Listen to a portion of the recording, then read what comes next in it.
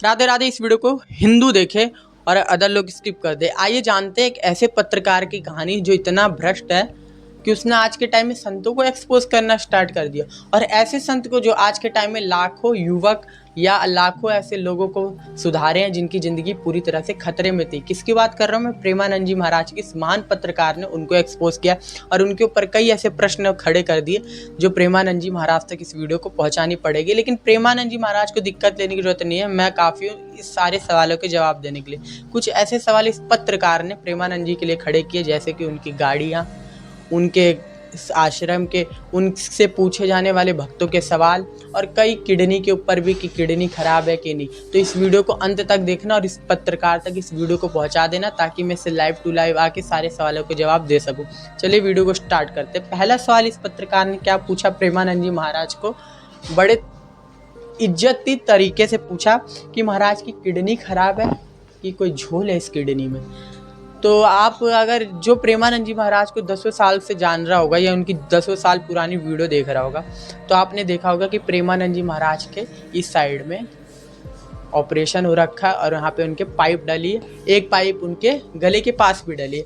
ये आपने ज़रूर नोटिस किया होगा। और उनकी कई पुरानी वीडियो में वो जब ऊपर की ओर कोई कपड़ा नहीं पहने रहते तो हमें दिखता भी है। दूसरा इस पत्रकार को सवाल क्या था कि प्रेमानंद जी महाराज के जो ज़मीन है, प्रॉपर्टी, उस पर इनके मरने के बाद अंगूठा नहीं लगाना पड़ेगा। तो चलिए इसका जवाब हम ही देते। पहली बात तो इस पत्रकार ने कितने का दान दिया है जो इसने इस तरीके की बात खड़ी कर दी। दूसरी बात कि प्रेमानंद जी जिस आश्रम में रहते हैं, जिस सोसाइटी में रहते हैं, जिस फ्लैट में रहते हैं, उस फ्लैट का किराया अमेरिका के एक भक्त देते हैं। उस फ्लैट का बिजली बिल, उस फ्लैट का टैक्स सारे एक अमेरिका के भक्त हैं जो देते हैं। और प्रेमानंद जी लेने के लिए कोई आतुल नहीं थे, उन्होंने जबरदस्ती प्रेमानंद जी को प्रेम पूर्वक दिया। मिल गया दूसरा सवाल। तीसरा सवाल क्या था कि महाराज जी के लग्जरी लाइफ। चलिए इसका बारे में भी हम बताते हैं महाराज जी की कितनी लग्जरी लाइफ है। प्रेमानंद जी सत्संग करते हैं, एकांतिक वार्तालाप 5 से 6 घंटा उसमें जाता है। 8 पहर की संध्या होती है जो उस संप्रदाय में होती है, राधा रानी की सेवा वो चलती है।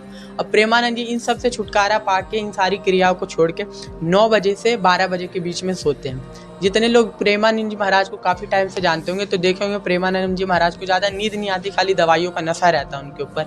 तो ये जो 3 घंटे का समय है, मैं बोलना चाहता हूँ कोई भी संसारी व्यक्ति 21 घंटे काम करके 3 घंटा सो जाए तो जिंदा रहेगा कि मरेगा? ऑब्वियसली सी बात है कि मर जाएगा। लेकिन प्रेमानंद जी 3 घंटे से अधिक सोते नहीं हैं। मैं इस पत्रकार को कहना चाहता कि तुम 21 घंटे काम करके 3 घंटे सो तो तुम्हारी औकात तुम्हें 2 मिनट में पता लग जाएगी। प्रेमानंद जी की कितनी लग्जरी लाइफ है। 12 बजे उठ के 2 बजे दर्शन देने के लिए चले जाते हैं अपने भक्तों को और फिर उसके बाद सत्संग करते हैं, एकांतिक वार्तालाप करते हैं, पूरा दिन उसी में चला जाता है। और तुम जैसे भ्रष्ट पत्रकार जो उनके ऊपर टारगेट करते हैं, तुम लोगों के पास टाइम नहीं है। पता है क्यों?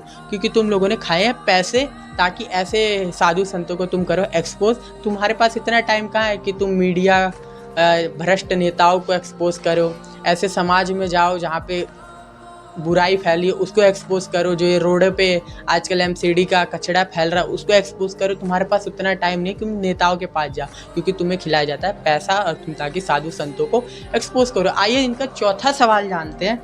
इन्होंने कहा प्रेमानंद जी महाराज को कि आश्रम के ऊपर कि इनके आश्रम में जगह जगह एसी लगी है। काफ़ी बहुत बड़ा आश्रम है प्रेमानंद जी महाराज का, तो जो वहाँ पे जाते हैं तो जानते होंगे कि कितना बड़ा आश्रम है। सब ने देखा इनके बाथरूम से लेकर रूम तक हर जगह एसी लगी। तो एसी पता है किसके लगी है? पहले के टाइम जो प्रेमानंद जी का आश्रम था, जो 5 से 6 साल पुरानी वीडियो जाके यूट्यूब पे देख लेना, उसमें ये सब व्यवस्था नहीं थी, बहुत छोटा आश्रम था। ये सब एसी जनता के लिए लगवाया गया कि गर्मी में कोई भी बैठेगा तो उसका दिमाग खराब होगा ही। सुनने के लिए आया तो पसीने में दिक्कत ना, इसलिए आम आदमी के लिए प्रेमानंद जी ने ये व्यवस्था की। और इसका बिजली का बिल तुम नहीं भरते, हम जैसे भक्त लोग जो दान देते। अब दान भी उतना लेते नहीं है कि प्रेमानंद जी 50,000 का दान लिए, 100-500 से ज़्यादा का दान नहीं लेते। और जो यूट्यूब की कमाई होती है उससे ही अपना सारा कुछ चलाते हैं। इनका 5वां प्रश्न था क्या कि प्रेमानंद जी के शिष्य भजन कम कैमरा ज़्यादा ऑन करते हैं। तो बोलना चाहता हूँ, आप उनका राधा केली कुंज जो आश्रम है वो चलाने के लिए आप जाते हो, या आप अपने घर से 1-1.5 लाख रुपए हर महीना उनके अकाउंट में भेजते हो जिनसे उनका आश्रम चले? उनके पास 500 शिष्य हैं। 500 कोई एक आदमी 50,000 रुपये महीना कमा रहा है तो उसके पास 5 परिवार होगा, उसका पेट वो ढंग से पाल नहीं पाता। इनके पास 500 शिष्य, आप सोच सकते हो दिन में 3 बार ये खाना बनाते हैं, तो 3 टाइम का खर्चा कितना हो गया और महीने का खर्चा क्या होगा। उसके बाद जीएसटी का खर्चा, उसके बाद लाइट का खर्चा, उसके बाद तरह तरह की चीज़ों का खर्चा, ये कौन देता है? यूट्यूब से जो भी कमाते हैं दिन रात मेहनत करके, वो अपनी आगे के जीवन के लिए करते हैं। और यूट्यूब पे इनका डाल के कोई गलत चीज़ नहीं कर रहे। हम जैसे लाखों युवक को सुधारा है, वरना आजकल के डॉक्टरों ने तो हम जैसे युवकों का ध्यान तो भटका ही दिया था गलत चीज़ों में। इन जैसे महान संतों ने हमारी ज़िंदगी को बदला है। तुम क्या जानो, तुम लोग तो पैसे लेके बोलते हो। कभी आओ वृंदावन, सामने सामने बैठो, तब तुमसे बात होगी। और इनका एक और सवाल था कि प्रेमानंद जी महाराज के जो आश्रम है राधा केली कुंज, उसमें सब वही प्रश्न जाते हैं जो थोड़े पहले तो पूछते हैं, जो बढ़िया प्रश्न होते हैं वही प्रश्न जाते हैं, अरे गहरे प्रश्न नहीं जाते प्रेमानंद जी महाराज पे। तो इसके ऊपर मैं बोलना चाहता हूँ, जो छोटे मोटे सवाल होते हैं, जो एक जैसे दीक्षा के रिगार्डिंग सवाल हो गया, छोटा मोटा सवाल हो गया, तो उनके शिष्य बता देते क्योंकि वो भी इतने ज्ञानी है। लेकिन अब कोई ऐसा सवाल पूछ ले, कोई बहुत तगड़ा सवाल हो, तो प्रेमानंद जी के पास जाता है। और दूसरा, अब आप पूछो कि दुनिया में ये चल रहा है, दुनिया में ये चल रहा है, तो प्रेमानंद जी के यहाँ पे साफ मना है कि संसार की बातें नहीं हो सकती। अगर अपनी बात करनी है तो आप प्रेमानंद जी के यहाँ ऐसा सवाल होता है जितने भी भक्त जाते हैं। एक और सवाल था इनका, हम जानते हैं। प्रेमानंद जी महाराज ने कहा था कि जो राधा कृष्ण बना के स्टेजों पे नेताओं के लिए सजाया जाता है और नेता ना प्रणाम ना नमस्कार और चल देते हैं, क्या ये कौन सा ऐसा दुनिया में पैदा हो गया कि भगवान उनके लिए खड़े होकर सामने? ये शादियों में आजकल सनातनियों को एक रिवाज चल गया, राधा कृष्ण नचाते और दूल्हा दुल्हन को वरमाला देते हैं। प्रेमानंद जी ने इस पर भी बोला, तो इन महान ने क्या बोला कि जो आप महीने में 2 या 3 बार रोड पे निकलते हो, जितने लोग प्रेमानंद जी को देखते होंगे, साइड में मैं वीडियो भी लगा देता हूँ, जितने भी लोग प्रेमानंद जी को देखते हैं, तो कभी कभी इक्का दुक्का दिन ऐसा हो जाता है जब प्रेमानंद जी की तबीयत खराब हो जाती है तो नहीं आ पाते, वरना बारिश के टाइम में भी आते हैं। हफ्ते में नहीं, महीने के 300 दिन आते हैं। जो ये कह रहे थे ना महान आदमी कि महीने में सिर्फ 2-4 दिन आते हैं। और जो राधा कृष्ण बना देते हैं, प्रेमानंद जी का है स्वास्थ्य खराब है, उनको कई तरह के इन्फेक्शन होने का डर रहता है, इसलिए ब्रज की रज में जूते पहन के चलते। कई लोग इस पर भी प्रश्न किए थे, ब्रज की रज में जूते पहनते। उनके संतों का आपने देखा होगा, उनके आसपास जो रहते हो मास्क लगाए रहते हैं, सैनिटाइजर रखते हैं। क्यों? क्योंकि उनकी किडनी लास्ट स्टेज पर है, जिसके कारण उनको कोई दिक्कत ना हो। लेकिन इन जैसे महान पत्रकारों का क्या ही कहना।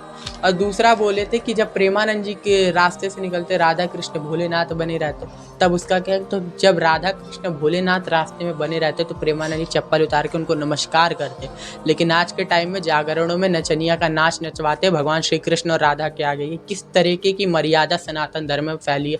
सही बोले कि गलत बोले, पूरी तरह से गलत। सनातन धर्म में ऐसी मर्यादा कहीं नहीं थी, और प्रेमानंद जी ने इसका विरोध किया, जिसके लिए लाखों युवक उनके साथ है।